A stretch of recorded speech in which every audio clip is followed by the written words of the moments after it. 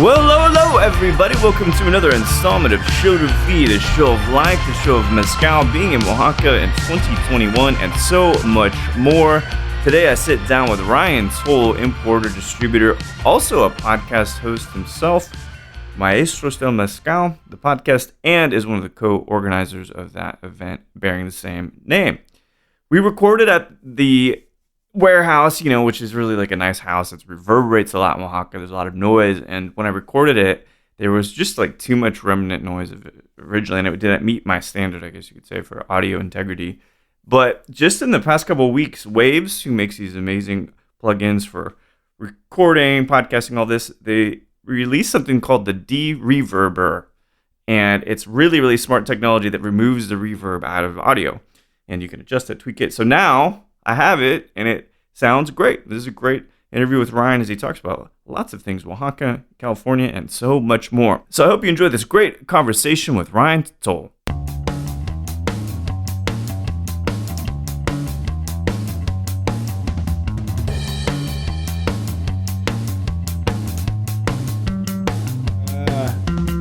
Probably equally uncomfortable for me in both positions. It's not like doing the podcasting thing. You're not like naturally an extrovert, someone who is deeply inquisitive. I'm definitely not naturally an extrovert. I am deeply inquisitive, but I don't. I don't consider myself like a really talkative person, or never like performing or any of that kind of stuff. So not in drama. No. Not a musician. Nope. Going to school at Santa Cruz. What were you studying then? I'm kind of curious. Linguistics. Uh-huh. Did you have a focus or specialty in Spanish at that point, or no? I had a specialty in, so my actual, what I studied, the degree was called language studies. So you take about half the linguistics courses and you take two languages. I took Spanish and Portuguese. Oh, really? Uh-huh. Which did you find to be more difficult?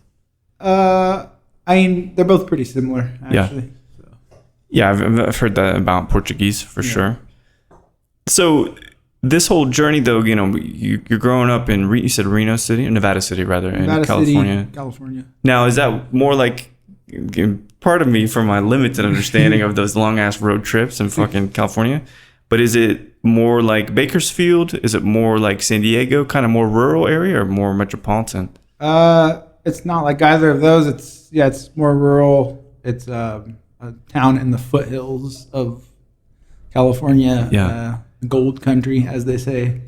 So pretty rural, but it's also, there's a lot of tech companies up there, and there always have been. It's been kind of like a small tech hub. So there's a good amount of people that come from out of state and from out of the town, and a lot more recently. It's growing a lot. So tell me, what does a Saturday night contend with? Like, you drinking, I'm from Texas, right? So we start fires and we drink Bush or Natty Light, right? I don't, but that's kind of how Texas is. But what kinds of things do you do in Nevada City? In high school, we would definitely do a lot of like camping and campfires. Yeah.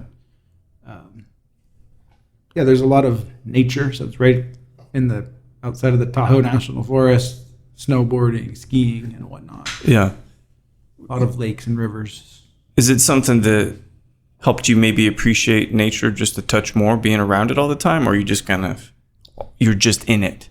Yeah, I think so. I think kind of when you grow up in a rural area, in a with some kind of more connection to nature, you appreciate it more. Yeah, probably. What were your folks doing? What kind of industries were they in? My mother was a kindergarten and first grade teacher. Oh. My dad worked in the software engineer. Now he's a geneticist. A geneticist? Uh-huh. That's incredible. Yeah. So do you kind of feel like an interesting blend of, well, I mean, I know you do classes, I know you do education, you do dinners, so there's this teacher side of you, but also I know you dissect a lot of that kind of the minutia of agave. Do you feel like a pretty good blend of the both of your folks? Yeah, I think so in some way. Some way, hopefully, right? Any brothers or sisters or no? I have one sister, younger sister. Yeah. And so going, because you got two folks that are in areas of which they need a degree, was there pressure on you to make sure you went to uni and finished up the degree and did that whole IRED piece? I think to some degree, I guess it was kind of just expected or what you would do. I don't know if there was a lot of, like, there wasn't too much pressure as far as academics really, but yeah, I think that's just kind of what the plan was. Sure. Good student? That was pretty good. I mean, in some areas I'd challenge myself a lot. In other areas I wouldn't. But you're more an art guy or more a math guy? Both. And I mean, in high school I definitely like took all the math classes I could, but that was kind of so I never had to take math again. Okay. Although I think I would appreciate it more now. I don't think my brain was fully developed. It might not still be. I suspect we're still growing, or it's shrinking. Yeah. I don't know if mezcal makes your brain shrink or grow. It's very, very hard to tell. Yeah. But so this journey, when you're thinking about studying Portuguese and Spanish in college, in Santa Cruz, what is like the ideal use or the ideal application of that degree for you? What were you kind of thinking you were going to do with it? I don't think I really had an idea. Yeah. I probably wouldn't have studied that if I could go back. And I think I have a better idea of kind of what interests me now. What might you change to? I think I would have liked to maybe go to like UC Davis and study fermentation or something instead of. Well, I think we probably both want to go back and do that. Yeah, it makes a lot of sense. The thing is that what I'm always trying to understand is you have this kind of blend in your background from your folks of details, but some creative elements. Do you draw or sing or play any instruments or anything like that? I definitely paint and draw. Although it's been a while, I need something that I need to pick up on again. What medium? Like pencils, paint, gouache? Charcoal and like oil. Oh, really? Uh-huh. And that was a pretty, like, at least when you were younger, it was a good way to express yourself and kind of share that creativity. I always liked art. I guess I had a really good art teacher in high school. Mm-hmm. I think probably one of the best teachers I've had throughout my life. Anybody that particularly influenced you, art-wise? Artist-wise? I can't really name like any artist that I would say like particular influenced me. It's not something that I don't know a whole lot of artist names. Same with like musicians and in movies. Like I really like movies, mm-hmm. but I can't name like any actors barely. I don't know why that information just doesn't stay in my head. What about agave types? And I don't say that cheekily. I actually do mean that seriously. Are you able to kind of catalog those kinds of things in your head? This agave comes from this part of Oaxaca. Yeah, I think just learning it over time, you remember some of those those facts. But yeah, there's a lot of agave in Oaxaca. So I heard. So thinking about working on language, when you wrap up your degree, are you at a crossroads where you're thinking, where do I go? What do I do? What's next? No, I mean, as far as my degree, I don't think I'm really like using it very much or concerned about that. But when you kind of wrap it, isn't there not that moment where you're like, okay, I did the thing, so now where do I go from here? I don't know. I guess not. I mean, maybe it kind of, it's interesting. For example, learning about the common names of agave here in Oaxaca and cataloging all those.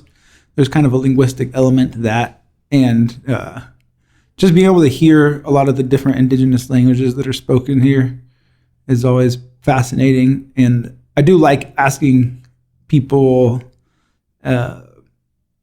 questions about what the words for certain things are, and trying to determine why, some agave might have like a similar sounding name or a different sounding name or the same name in one community versus another.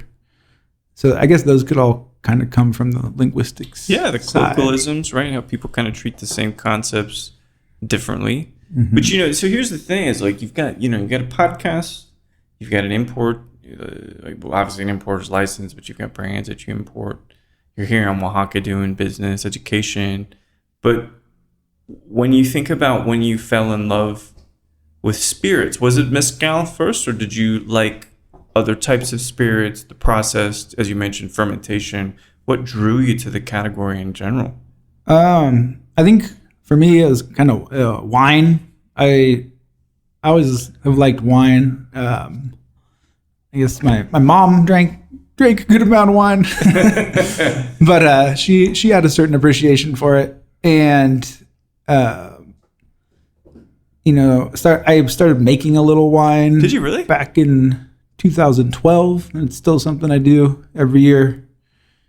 And I think when I kind of figured out that mezcal had a lot of similarities and just a crazy amount of diversity, right? Like wine, is kind of when it really started to draw me in more. Did you ever think about? I know we do fermentations, some in the closet and stuff. But was that ever going to be a gateway for you to do a proper vineyard or anything like that? Yeah, possibly. I did actually. I have a wine grower's license now in California. Oh, really? This is the first year we're going to be selling some of the wine that we make. Oh, no way. Uh-huh. So you're double dipping. Yeah. Or triple dipping, maybe. You gotta have multiple hustles. That's right. So that's kind of your first experience getting your hands dirty, having some ferments that don't work. What kind of grapes are you working with in California, I wonder? There's a bunch, right? Yeah, and there's a bunch. And where I'm from in Nevada City, there's a lot of the Rhone varietals. And there's also the biggest one in the foothills is Zinfandel. Oh, okay. And there's Sangiovese. There's a lot of stuff up there. But I've been working with a lot of Sangiovese, and used to do the Mourvedre. I don't really know how to pronounce it very well. And it's a French word. Not Portuguese, not Spanish, so we're both lost here. Right, I think in Spain they call it Mataro, which is easier to pronounce. A little bit, so sure. And so then you kind of feel that this passion and this understanding of fermentation, raw materials, creating alcohol in some respect, it drives you more to pursue tequila. It drives you to pursue mezcal. What's the next kind of bridge for you into further thinking about process? I don't know. I guess, just learning more about the fermentations, and I think just smelling the fermentations of the mezcal. Yeah. And the wine, that's often one of the most important things. And using your senses sometimes, is more important than maybe knowing the actual science and what's going on behind it, although that could be helpful as well. Yeah, but let's be honest. Do you think mezcaleros are using every scientific instrument in the world to understand what they're doing? Or do you think they feel it like a true artist? Yeah, definitely. Mostly relying on their senses. That's right. So you have a strong sense of smell then? Like of the muscles that you can leverage, whether it's your palate or your mind, you feel like your nose is pretty good? I think so, yeah. Is there anything you can do to train your nose? Well, I used to write down tasting notes for everything that or every mezcal that I tasted. I had a Twitter account a long time ago called Mezcal Reviews. And I would write down tasting notes, and I've since stopped doing that. There's been moments when I've tried to pick it back up, but it just hasn't really happened. But I think that I could tell when I was doing that my palate was a little sharper. Sure. that you're having to think about and put it on the page. Yeah, and just drawing those connections, making those connections in your brain probably builds it in some way. It's a muscle like anything else, you know. Mm-hmm. So you're building sense of smell. You're building a vocabulary. Mm-hmm. Why mezcal for you? I mean, you may love brandy, but I haven't seen you start any brandy importing. So I don't know. I was never super into spirits really. Before, you know, I would always be like taking a shot of something at a bar or whatever until I really like found mezcal, and just the crazy complexity is just mind blowing. And so, I think that's why I like mezcal. You know, it's so diverse. I don't think there's probably any other category like that. I agree. Yeah. I think there is no other rich and confusing and rewarding spirit like mezcal. Mm-hmm. And it's because of the scientific makeup of agave and stuff. I mean, there's some reasons for it. Mm-hmm. But you know, you've been here in Oaxaca for approximately 12 years. You know, what was the impetus for you to just move out here? A girl. I was gonna ask. It's often a girl, which is fine. You know what? 50% of the stories are about a girl. Yeah, why not? Why not? Did you all meet here? Or did you all meet in California? Or? Here. I mean, let's ask. You all still together? No. Like I said, it's a fruitful relationship for 12 years if you were. Nope. So when it kind of expired, what were you left thinking? Should I stay here? Should I go back to California? Yeah, I know. I used to go back and forth a lot more than I do now. I always kind of figured that I would be there, you know, at least a good amount of my life, or maybe end up there. But I'm thinking that less and less now. I really like Oaxaca, I like Mexico, and California is super expensive. So that's a good point. You lived anywhere else in Mexico? I lived in the Yucatan for like a year and a half before I moved to Oaxaca. Yeah. Mm-hmm. You know, a lot of folks, I talked to Max about this from Neto, which of course you know. And I asked him, I said, is this a journey you keep going through, you know, as he moves throughout Mexico, traveled, backpacked a lot? Because you don't know where it is that you want to call home? Or is this the place that you want to be home? Mm-hmm. Yeah. No, I know it's a question and a half. For you, what is this the place? Or I don't know. I think that's a little too... I don't know. I don't know the answer to that. Yeah. Well, 12 years in, when did you start considering the idea that you want to have a brand or that you want to bring other brands into the States? So when did I worked at this little mezcaleria called La Mezcalerita. Mm-hmm. That was like in 2012 or 13, I think. Is it in Centro here? Or was? Yeah, it's still, they've expanded a lot. They were up right at the corner on like Alcalá and what's that? Cosi Hope B. Mm. So I worked there when it was just like one little like 3-meter mezcal bar. Yeah. And that's where I really started to get to try a bunch of different mezcales. And then I shortly thereafter met Abel Alcántara, the president of Maestros Del Mezcal. Mm-hmm, mm-hmm. And he brought me around with him to a couple different of these meetings out in different towns in Oaxaca. And it's kind of when we started thinking about the possibility of in some future importing some mezcal from the Maestros del Mezcal group. Mm-hmm. And also Felix Hernandez, the owner of Quiche, he was part of that group before I met Abel. And so that's how I met Felix. Quiche has always been kind of like a home base for Maestros del Mezcal. We've done a lot of events there whenever we have meetings. At the not the Palenque, but the building that's on the road out to Miahuatlan? No, there's a mezcaleria here on Diaz Ordaz between Arista and Zaragoza. It's like one of the first, if not the first, mezcalerias in Oaxaca. Oh, really? And that's where we have meetings and whatnot. So yeah, I met Felix through Maestros del Mezcal, and just kind of eventually worked out to be able to import some of these products. How's that experience been? Rather, how long has it been now since you've started to quiche, for instance, import that? I think it's only been 3 years. Of Spine and Vine, right? Yeah.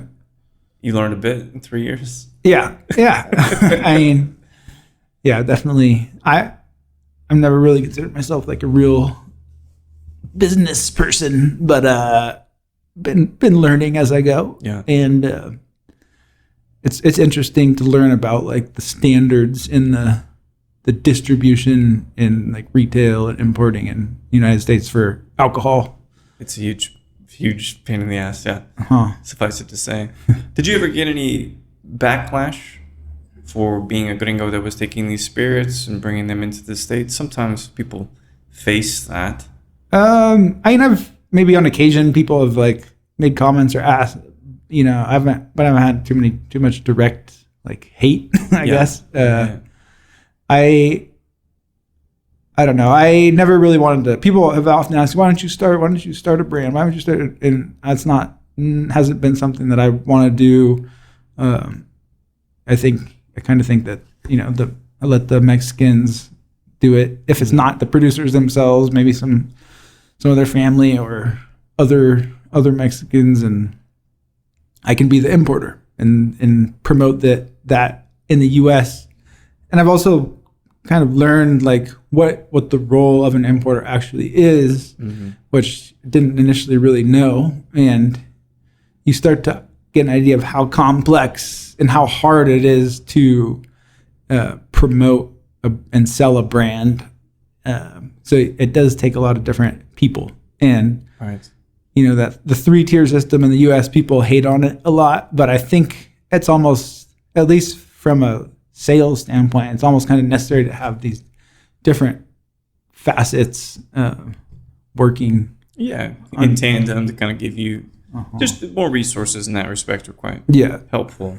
One of the things, and I know Hugo and yourself and Luis, of course, relatively well.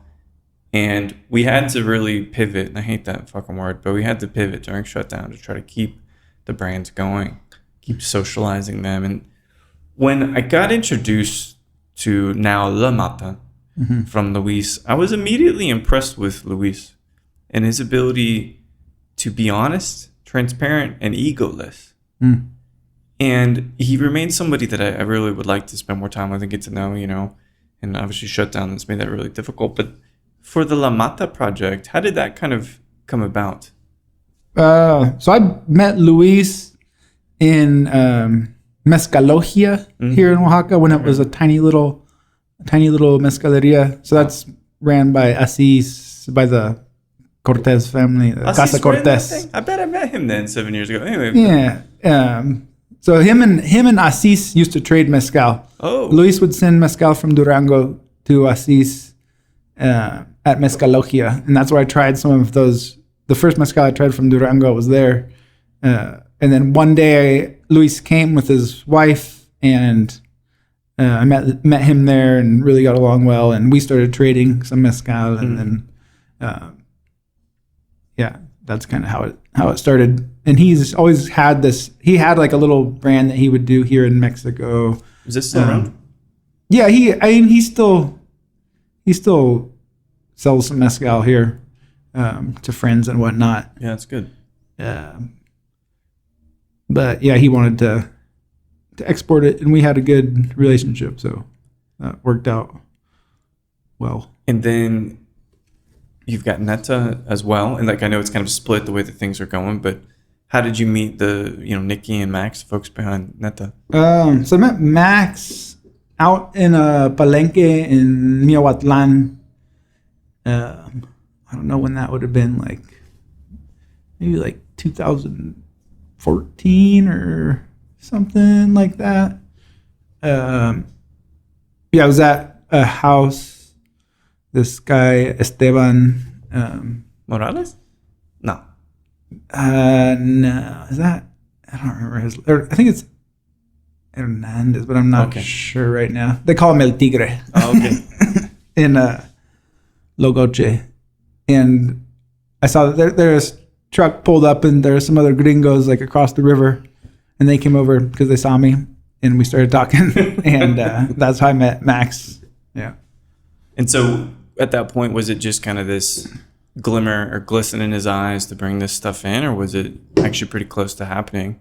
I think I don't really know, but I think he had like the name Netta was already a thing, I believe. Mm-hmm. I'm not entirely sure.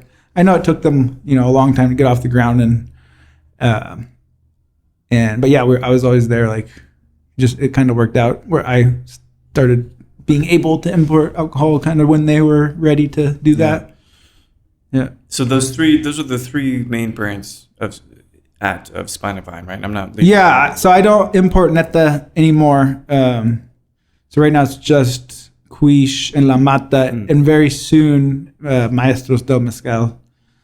Where typically those batches from? All over? The Maestros Del Mezcal one. So we've never done it before, but this is a civil association. It's like a nonprofit organization here in Mexico, and there's thousands of producers in it. But it's not a co-op, right? They're just part of the group or the nonprofit, basically. Yeah, we haven't really worked out exactly how the brand and how the how it's going to be organized, like on a commercial level. It's never had a commercial aspect. And I think the president, Abel, has done that on purpose. And I think it's kind of a smart move, just gaining trust and letting people, promote traditional mezcal without necessarily having it be all about money or a brand. But I think we're, getting to a point where we can do that. And the idea is to have it structured in a sense that a lot of the profits are going to be going back to Mexico more than would traditionally be in most situations. How far out do you think you are from have those first bottles? Hopefully the first pallet is by March. Oh, good. So Q1 in 22, which is incredible. And so when did you start the podcast of the same name? Maestros Del Mezcal. I don't know how long it's been. Maybe it's been 2 years. Or no, maybe a little more. That's something that I'd like to do a lot more consistently. But I need some help. I need can't believe me, if anyone understands. But I think I've found someone actually a really good fit who's going to start helping, and really hope to get this on point where it's coming out at least once a month. Sure. That's our goal for now. I've got the way that I interview and the way that I want to bring out truths or people's journeys and whatnot. But like, as a host, do you think about that? What your, not strategy, that might be too strong of a word, but what your intent is as a host? What kinds of things are you really trying to bring out of others and then share with the agave community? Yeah. I think as far as this podcast so far, I really like focusing kind of on the nerdy stuff and more of the detail, and maybe less of like the personalities behind it. And what I tend to prefer that kind of content myself. Sure. I guess that's what we focus on more. I don't know in the future. I think I'd like to keep it like kind of more focused on the methodology and the the biology and technique and tradition behind mezcal more than like the personalities but that's maybe my like, I don't know. Yeah, no, I understand. I mean, I think we kind of feel differently about it, but I love the science too. I do, and I have to, as a distiller, understand the science to some extent, But I think you have really great access to folks here, being in Oaxaca. How many episodes roughly are you in? I think there's only like 9 or 10 or something. Oh, or maybe there's more. I don't even remember right now. I have an episode that we're technically working on right now. So hopefully that will come out. I'm sure relatively soon. So I've been doing, I got here on Wednesday.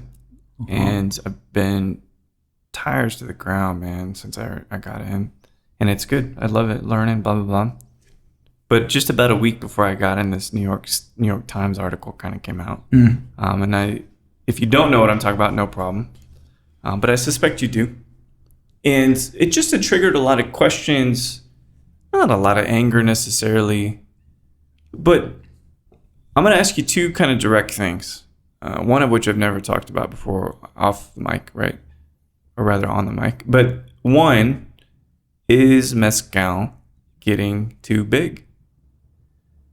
The kinds of impact on ecology and all of that. So as per that article, I didn't actually read that. I read a couple people's opinions on it, and I saw the headline. It's kind of embarrassing, but I like do not. I rarely read anything about mezcal or listen to it.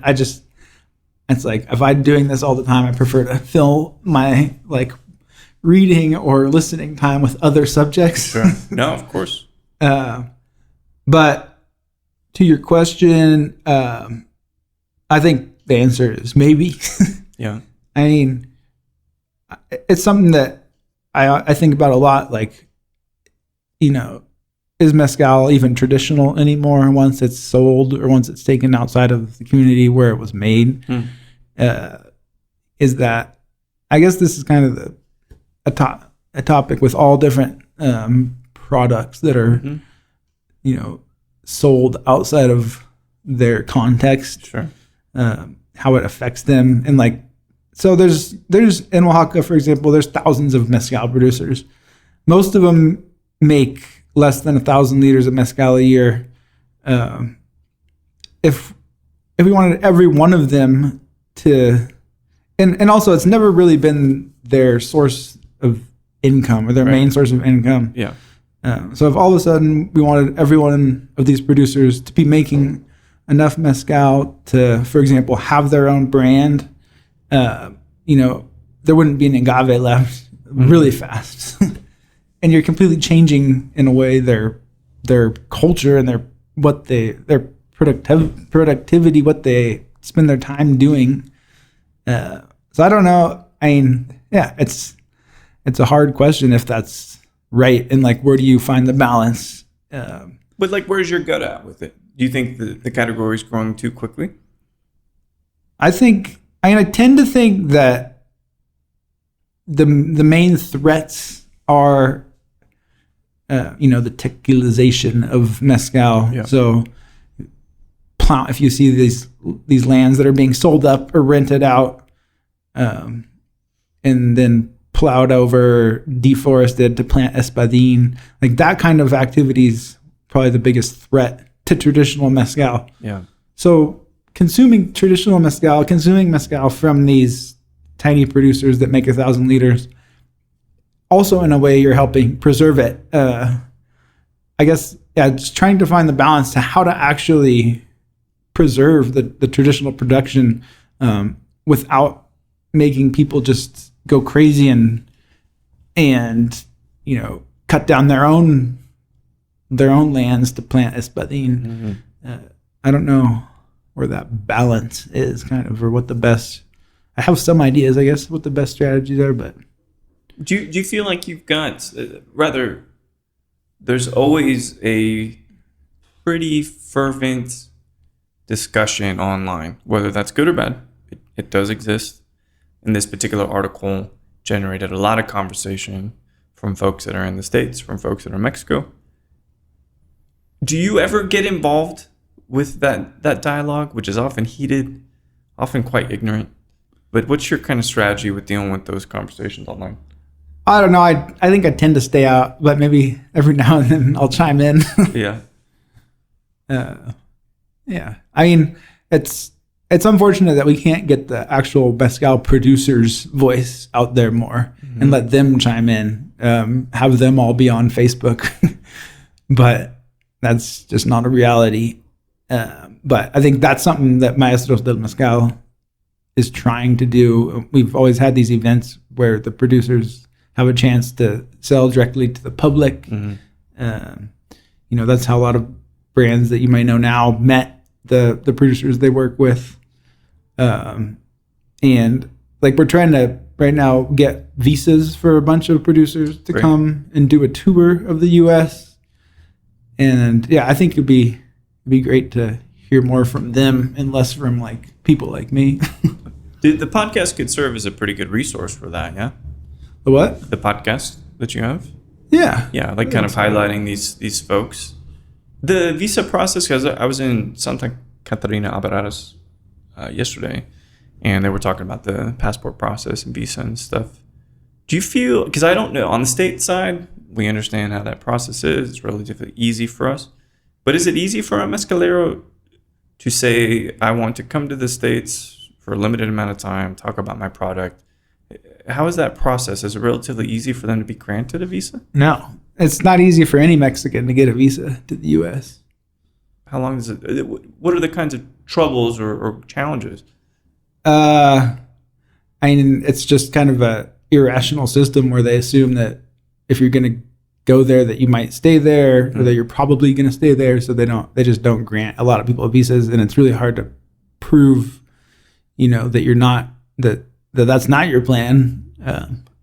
It's pretty unfair, I think. But I mean, I guess I kind of understand why it's necessary. But yeah, it's really hard for Mexicans in general to get visas to the U.S. Does it help having you as an importer, or at least being able to write, I don't know, do they require letters of recommendation or things like that to kind of say, no, for sure I'm coming back? It doesn't, as far as I can tell so far, it doesn't really help. There's not much you can do. There's certain things you can do to help, and especially if maybe you have some kind of high up inside contact on either side. But I know right now we're trying to get letters inviting Maestros Del Mezcal from institutions in the U.S. Academic institutions? Yeah, academic or otherwise, well-known institutions, restaurants and museums and whatnot, embassies, things like that. And the idea is that will help in some way. Well, honestly, let me know with regard to University of Texas, for instance, great business school, great, economy, like lots of different kind of programs there, but I've got some contacts there that I would love to extend if that is something that helps. Yeah. A letter of an invitation, because I remember going through the China visa process, and I had to have about 2 letters just to be able to be granted to go for a couple of weeks. But how many mezcaleras in total are you trying to bring across to do a tour or do talks? I'm not entirely sure yet. I think that's something that we're still trying to figure out. But I think at least 5 to 10 people. Oh, that's not that much. Yeah, and possibly more. Kind of just depending on how it all works out. Does the country of Mexico? So here's the thing: it's like tech people in the States, we can easily get visas. It's some kind of revered industry from the States, working with Asia and all of that. Mezcaleros, are they revered here? Because in the States, we revere them for their hard work. No, I don't think they're revered. In a lot of times, they're campesinos, they're farmers, they're darker skinned, they're indigenous often.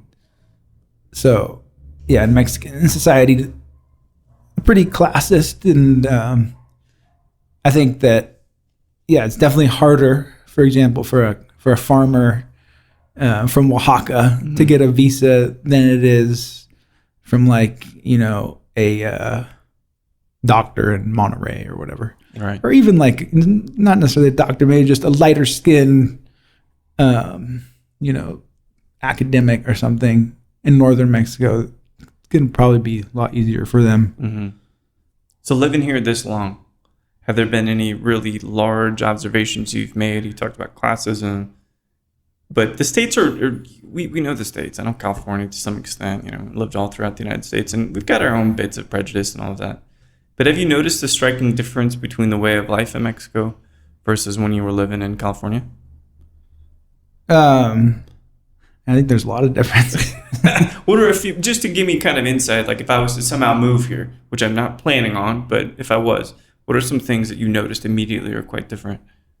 I mean, people, like, for example, the economy here in Mexico, you have to, it's often mind blowing. When I used to work in Mezcalerita, for example, I think I made like $5 a day or $7 a day or something. And if you're taking a taxi home, that's like half of that. Mm-hmm. It's often mind blowing to me that people can even afford to live like anywhere on local wages here in Oaxaca, especially now that the centro is kind of gentrifying and the rents are way higher, food costs and everything's way higher, but the local wages haven't really gone up that much.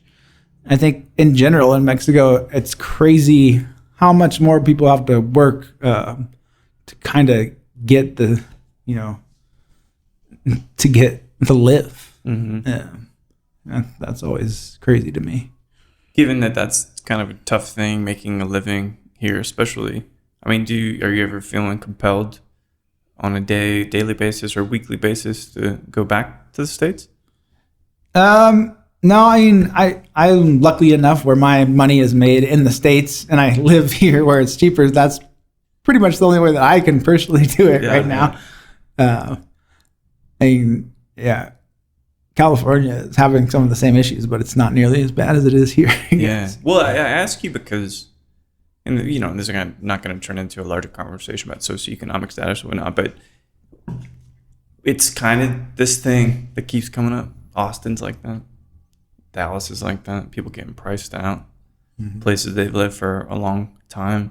But in the past 12 years you've been here, because I've only been, my first time in Oaxaca was 2014, so I've only seen it kind of change, or not to the extent you have because you've lived here. Is it a different place now than it was when you moved here, basically right around 2010? I think, yeah, to some degree, there's just been a really intense explosion in tourism more in the centro than anywhere else. And yeah, I think there's definitely a different kind of vibe. Good or bad, what do you think? I mean, it goes both ways. I think we could all realize, but it depends kind of good for who or for what. Yeah, I don't know. Yeah. So going back to not going to start a brand, which is okay, understood. You're going to bring in a third brand or label to the importation. Mm-hmm. Do you see yourself expanding into, if you're not already, expanding into Europe, expanding into Asia, more global stuff like that? I'd like to maybe bring in a couple different spirits from Mexico, maybe from other places, and start doing some more wine stuff, bringing it into the United States. So, yeah, maybe like expand a bit.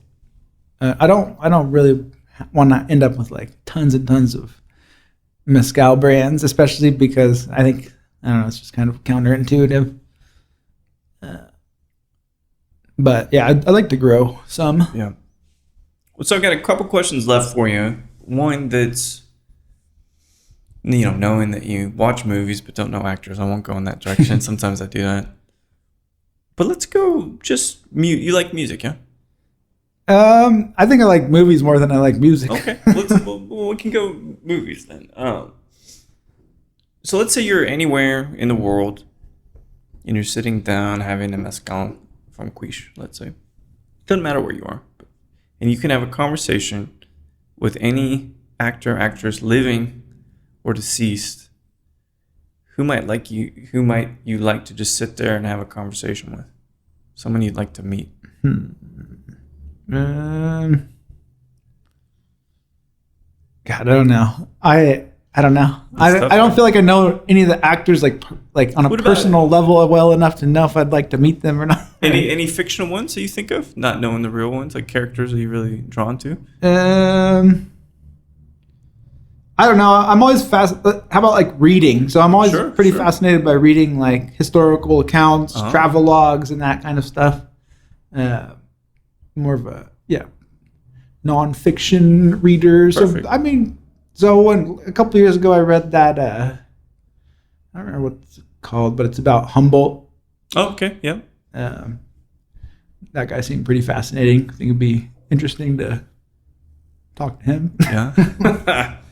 It's a tough question, and it's one of the things that it really just kind of provides some insight for me as to kind of where your head's at, you know. So last question for you. You know, you poured 3 mezcal, and we don't have to reveal it to me, but you poured 3 mezcales in front of me. Uh-huh. I think I got 2. The last one I haven't tried yet. But do you like that blind process? Pour a mezcal. You tell me where you think it's from. Is that part of the way you like to conduct education in classes? Yeah, I like tasting blind. I think it just, you take away the bias and you can kind of train your palate better. Yeah. Yeah. So it's something I really like doing with my friends. And what do you think these are? I haven't tried the third one. I think the first one's from Miahuatlan somewhere. I couldn't tell you where. Uh-huh. I don't think it's Refrescadera. I think it's twice distilled in copper. Second one definitely to me smells and tastes like it's from Sola de Vega, which would be 2 times in clay. I can't confirm that. But Okay. the only other big one's Minas. I don't think it's Minas. And the third one, which I've only smelled, nice, bright, acidic. This is the different one. This is totally different area. And I'm going to, give myself 5 seconds. You still have some from the third one? Yeah.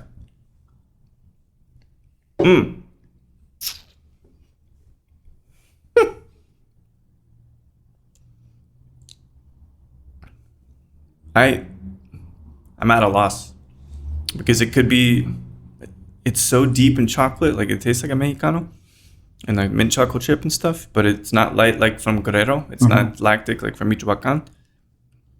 I mean, it could be from Durango, but probably not. It tastes like something from Oaxaca, but I couldn't tell you. So you stumped me, which I appreciate you. Are you going to tell me what it is on the? Yeah. So how about the agave? Did any of those stand out to you? No, just how styled does. So I couldn't tell you what. So they're all Espadín. Oh, great. Angustifolia. And the first one is from the Mijes, the Sierra Mijes region. And it's copper, distilled twice copper. So you're right with that, the copper. The second one is from Totomachapan. So near Sola de Vega. Okay. It is in clay, right? Uh-huh. Okay, good. Yeah. Fermented in clay as well. And that third one is from the Mixteca Baja, so near the border with Puebla, but in Oaxaca. And that's copper, right? Yeah. Yeah, tastes copper. Uh-huh. Interesting. But so all espadines, varying proofs. Uh-huh. Beautiful lightness here on the first, as you said, clay. See, these 3, and I know it sucks, there's not smell-o-vision and there's not taste-o-vision with podcasts, right? But suffice it to say, there's stuff that's at least similar in complexity and lightness or darkness.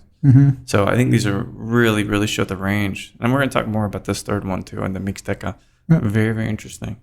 So Ryan, I appreciate you taking the time out, mate. It's been years or months. I don't know which. It's been time's a flat circle, but appreciate you taking the time out to chat. And we'll chat soon and sip some more here off the mic. Yeah. Yeah. Thank you for doing this interview. It's been interesting.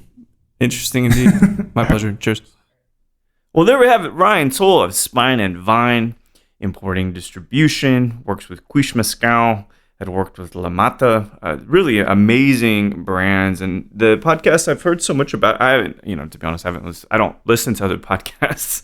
I get a little too self-critical. Hey, there's an insight there for y'all. But it was great spending time with him. And then I saw him also at the Agave Heritage Fest in Tucson, caught up a little bit more, saw really a lot of the team there and tried a bunch of great mezcales from Quiche and La Mata, so on and so forth. So Ryan, thanks for taking the time out. Even if it's about 2 years later, I still think much of this stuff is still very, very pertinent. So thanks everybody for listening to Joe V with Mike G. No matter how much caffeine you need to get the day going, or if you're thinking, what's the next 90s thriller kind of steamy movie that I want to watch, please keep dancing.